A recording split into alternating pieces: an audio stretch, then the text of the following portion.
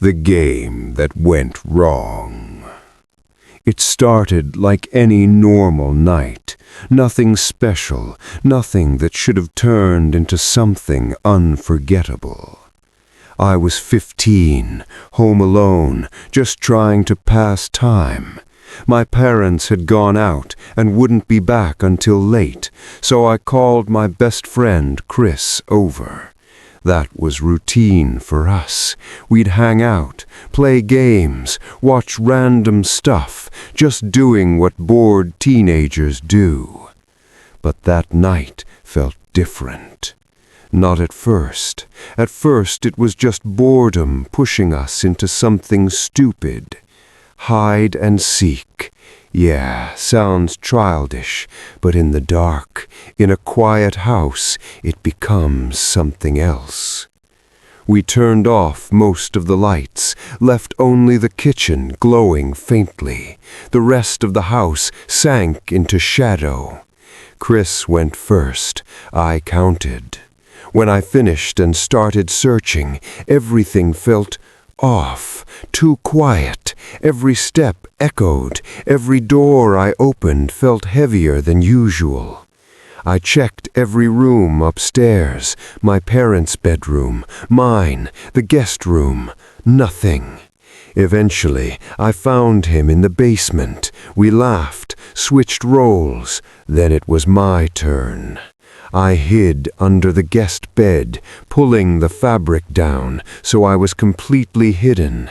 Then I waited. I heard Chris coming, slow steps, careful. He walked into the room, stopped right next to me. I could hear him breathing. I held mine, and then he left. Just walked away, like he didn't see me, like he wasn't looking for me anymore. That's when something first felt wrong. The thing that wasn't us. When I came out, I expected him to be nearby, but instead I heard his voice from the basement. He said he was still looking for me. That didn't make sense. He had just been upstairs, right next to me. We argued a bit, confused, but brushed it off. That was a mistake, because soon after we heard something upstairs. A loud thud, then silence, then footsteps, slow, steady, walking across the floor. We both froze. We knew no one else was supposed to be home. Still, we went upstairs. The guest room door was closed. I knew I had left it open.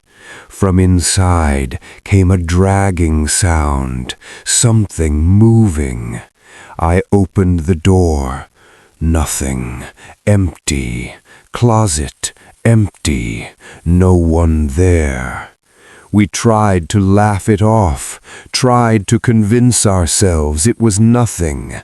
But then we heard the front door downstairs open and close. That sound changes everything, because now it wasn't imagination anymore. Someone was inside. The truth we never proved. We didn't think.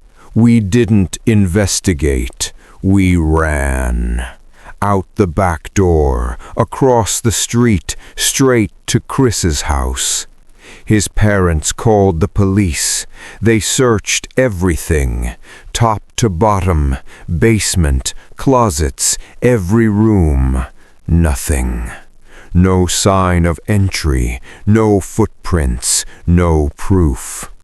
They said it was just our imagination, but we knew what we heard.